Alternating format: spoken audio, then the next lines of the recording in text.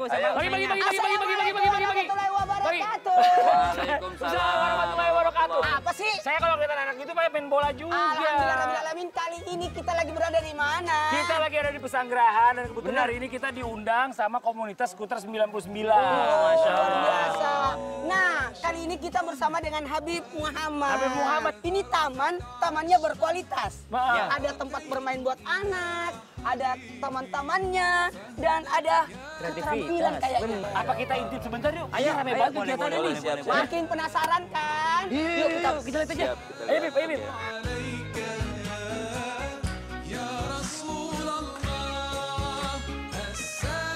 Assalamualaikum. Waduh, maaf nih. Wah, lagi pada ngejahit. Ada yang mau nih, ada yang mau. Sini. Bentar. Ada yang aneh di sini. Kenapa ada yang aneh? Aku rasa-rasanya kenal. Ini mah teman saya. Kenal ya? Ini mah Popi. Popi Sophia. Popi Iya, betul. Sophia. Popi Sophia yang anak yang lincah itu, anak Sebentar. motor, anak Lu motor. sampai nabrak. Tuh, Pop. Ini lu jadi tukang jahit sekarang. Sebenarnya enggak sih, kan berhubung aku lagi hamil, aku persiapkan kelahiran, aku pengen bikin baju buat calon bayi aku. Yang kata Nabi mengatakan sun'atun fil yad amanun minal faqri. Oh, Masya Allah. Artinya keterampilan tangan itu membebaskan orang dari kemiskinan dan kefakiran. Untuk memutus kemiskinan, maka orang harus punya keterampilan. Keterampilan. Juga bisa kita sapa pembina-pembinanya. Ayo dong, ada. Assalamualaikum ibu-ibu.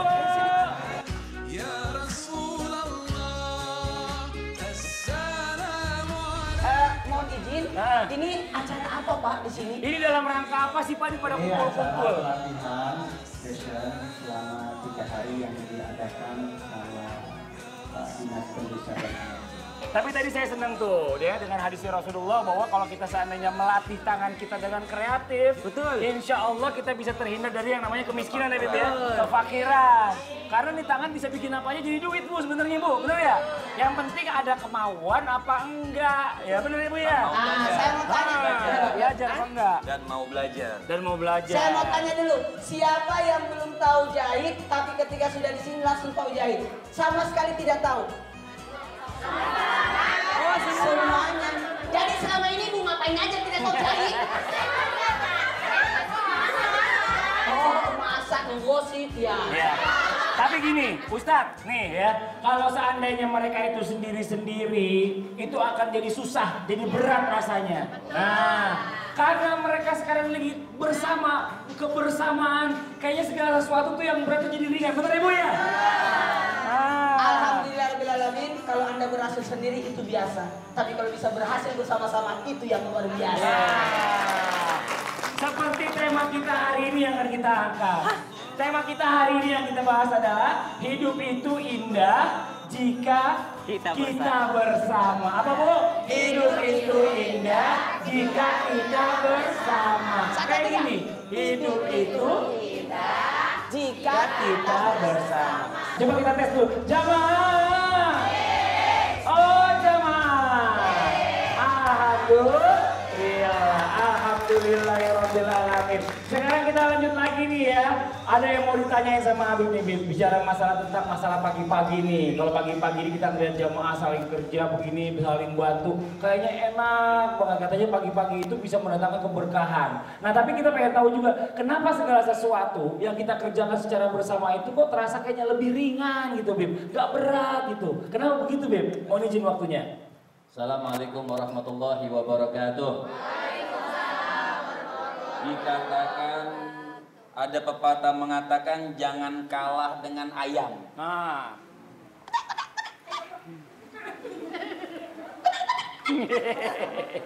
Ayam itu pagi-pagi sudah bangun dan dapat rezeki dari Allah Subhanahu wa taala.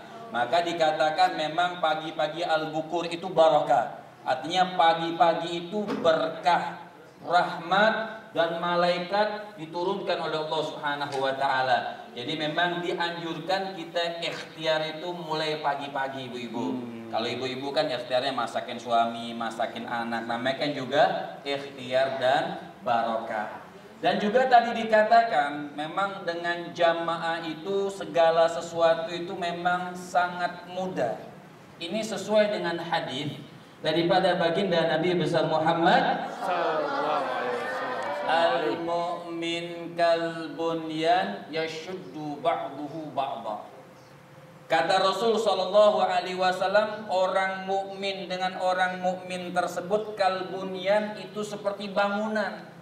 Satu sisi dengan sisi yang lain itu saling menguatkan dan saling berhubungan. Makanya dengan jamaah itu rahmah, dengan bersama-sama itu barokah. Jangankan itu waktu saya mondok, ada ini keberkahan. Ada hadis Rasul sallallahu alaihi wasallam dikatakan ta'amul wahid yakfil itsnin wa ta'amul itsnin yakfi thalatha, dan begitu seterusnya. Kata Nabi, makanan satu, ibu-ibu beli dapat bungkusan satu orang satu.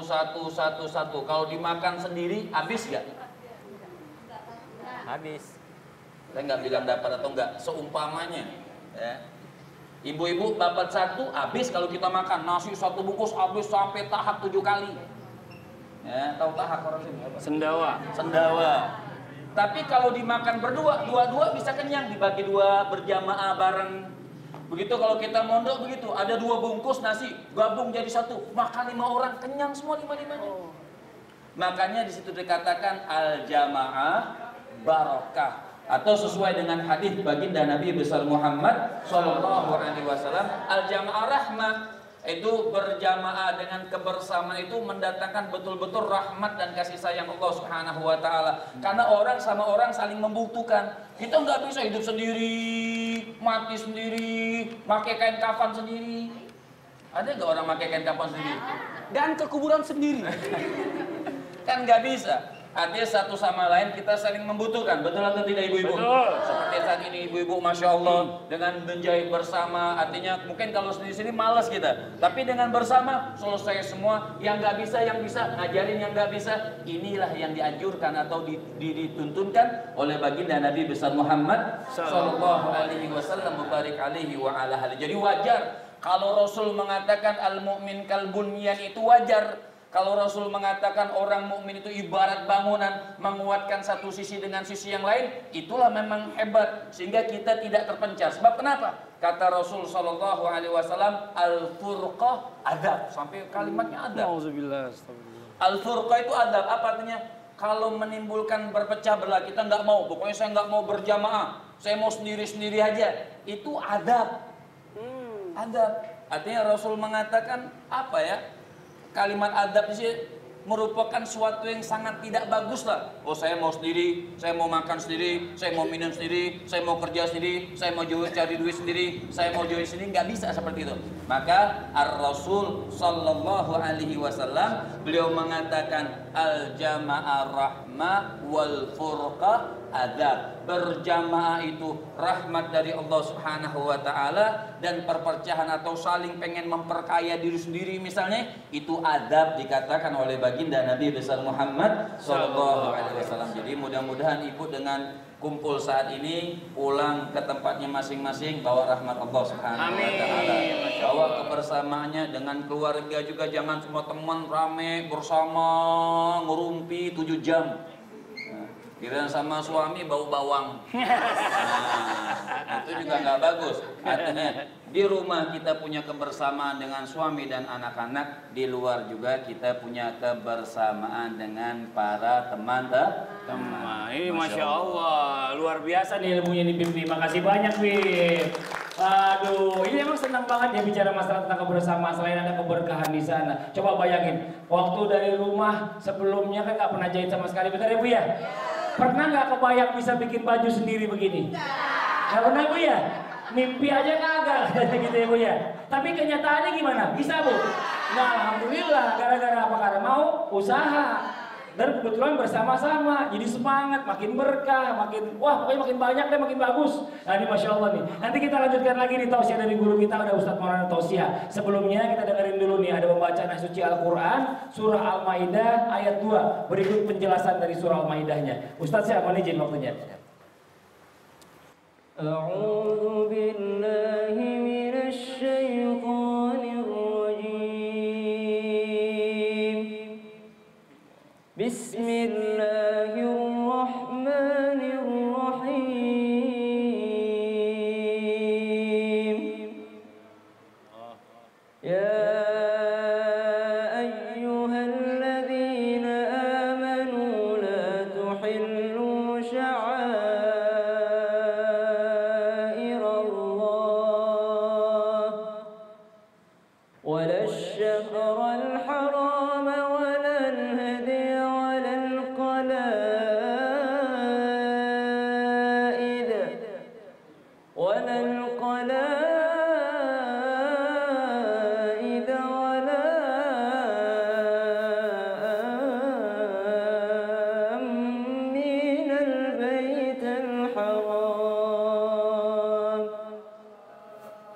يبتغون فضلا من ربهم ورضوانا وإذا حللتم فاصطادوا ولا يجرمنكم شنآن قوم أن صدوكم عن المسجد الحرام أن تعتدوا وتعاونوا على البر والتقوى ولا تعاونوا على الإثم والعدوان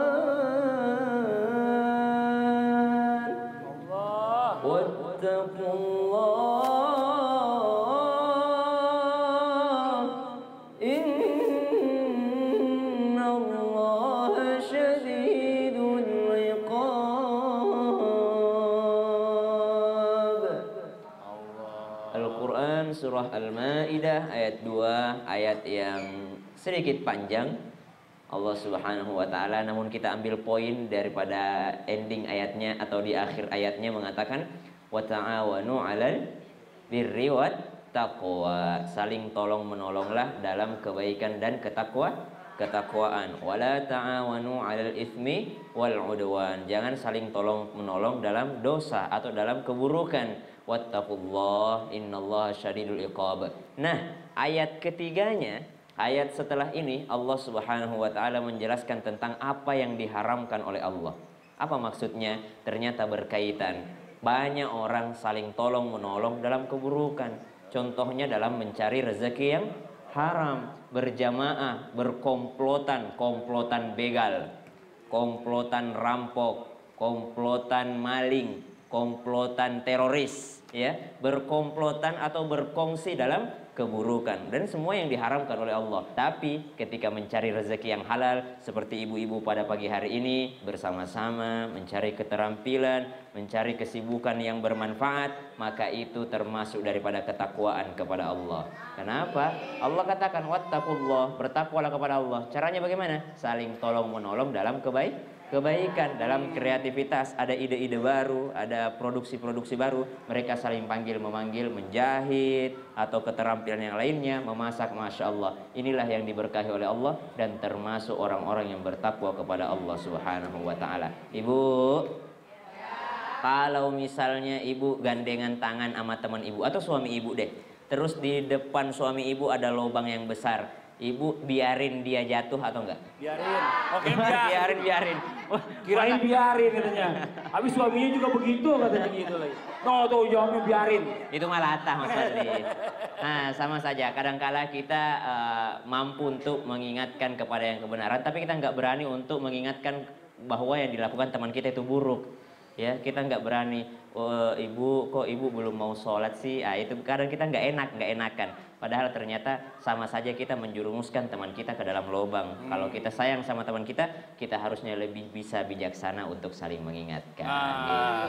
Itulah gunanya bersahabat, berkebersamaan. Ini Masya Allah. Tapi dari tadi nih kita dengerin tausiah dari Habib, dengerin tadi Ustaz Syam baca murotal dan penjelasan ayat. Ada di sebelah sana kayaknya nih ibu-ibu nih lagi mikirin apa, kayaknya dia pengen ngomong sesuatu. Ini ada dua ibu-ibu yang duduk, tiga yang beda. 1, 2, 3. Ini kenapa gak kebersamaan? Satu lagi saya kenal nih, yang sebelah sini nih. Coba dua-duanya ibu kesini, yang satu lagi sini nih. Ini teman SMP saya nih Ustaz. Jadi mantan pacarnya. Bukan mantan pacar. Teman SMP nih, sini coba sini. Saya pengen denger dulu, tapi ibu nih ada keluhan apa sih Bu? Kayaknya mukanya itu penuh dengan masalah gitu loh Bu.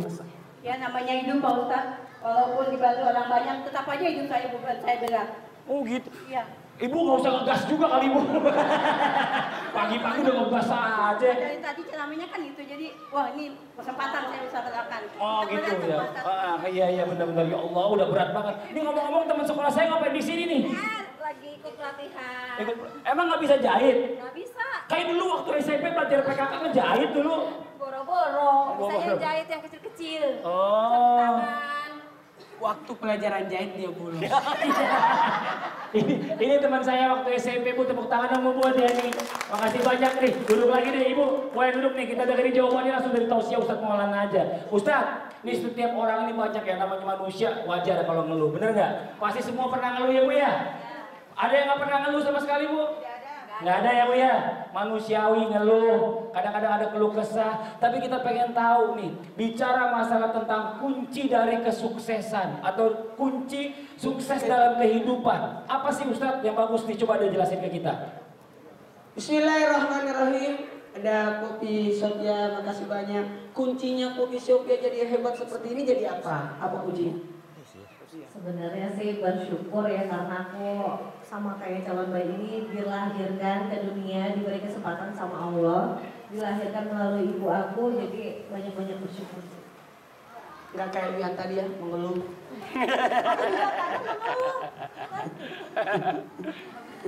Masalah hidup ini pasti ada. Kalau tidak mau masalah, mati. Iya. Hujan, aduh hujan lagi. Nggak kering di pakaian. Panas, aduh panas sekali. Airnya nggak ada air. Nggak ada air lagi. Bisa mati tuh tanaman. Jadi inilah manusia. Tidak punya suami, ngeluh. Suaminya ada di rumah, nggak keluar-keluar. Bu. Semuanya gitu.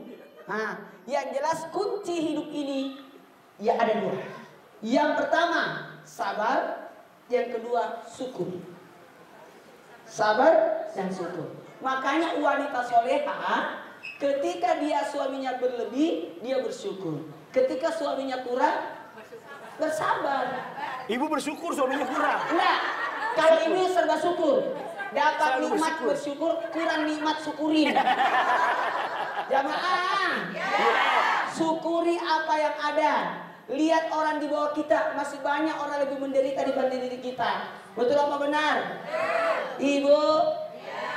Dan bersabar. Sabar itu bagaimana kita menyikapi segala sesuatu berdasarkan bahwa kita alhamdulillah mendapatkan kebahagiaan yang luar biasa, tidak mungkin yang didapatkan orang lain. Kalau kita bersabar itu luar biasa manfaatnya. Karena kenapa? Orang sabar itu bersama dengan Allah. Orang sabar itu dicintai Allah. Orang sabar itu mendapatkan keberkahan yang banyak. Ibu yang sabar 9 bulan 10 hari akhirnya melahirkan. Sakit. Berat jagain anak, nanti tambah besar makin muda. Betul tidak? Betul tidak? Bapak luar biasa. Bapak memberikan keterampilan. Ibu juga sudah ngajarin. Ilmunya luar biasa. Bermanfaat. Seberapa yang dihasilkan nanti Bapak Ibu dapat pahala. Tepuk tangan dong. Walaupun pelatihannya 3-4 hari aja, tapi luar biasa. Udah dikasih ilmu, dikasih makan, gratis lagi. Jamaah, nikmat apa lagi yang kau dustakan? Sudah gratis, ngeluh lagi. Apa Pak? Jangan diomongin, gak enak. Ada tadi yang saya lihat di tasnya, umpetin 2 pisang. Setelah saya teliti, ternyata saya berburuk sangka. Ternyata pisangnya numpuk sama kaca. Jamaah, jangan marah ya. Ketika orang melihat ke bawah, maka timbullah kesyukuran. Dan ketika melihat ke atas, mudah-mudahan kita mendapatkan keberkahan. Ibu, kunci suksesnya ada berapa tadi? 2. Yang pertama apa Bu? Sabar. Yang kedua? Syukur. Jadi 2 itu aja. Kalau dapat nikmat bersyukur, kalau tidak sesuai dengan harapan kita bersabar. Karena bisa jadi Allah punya rencana terbaik buat kita. Dan sekiranya ibu semuanya pintar menjahit, jadi ibu tidak ketemu sama teman-teman yang ini. Betul tidak? Karena ternyata ibu tidak tahu menjahit, maka dikumpulkanlah orang-orang yang tidak tahu menjahit, disatukan dalam satu keterampilan. Akhirnya ibu punya baju seragam. Benar juga dong. Tepuk tangan Bu. Aduh, bener nih. Ini Masya Allah, kita pokoknya hari ini hari yang sangat indah nikmat. Pokoknya Ustadz, Mas Fadil sama saya pernah kemari tahun 2015. Ada tempat yang bagus. Asik tempatnya. Kita ke sana. Ini sudah asik, masih ada lagi tempat asik. Ada yang saling asik lagi. Ada lebih asik lagi. Ada. Ya, Aku mau. Kita mau lanjut lagi. Apa tuh? Aku kan jahit udah bisa. Kalau aku ikut boleh gak? Boleh dong. Boleh nggak ya? Boleh lah. Pomi boleh ikut ya. Pokoknya ikutin kita juga jalan-jalan. Buat yang di rumah juga ikutin terus ya. Jangan kemana-mana. Kita akan segera kembali lagi tetap di Islam Itu Indah. Jamaah.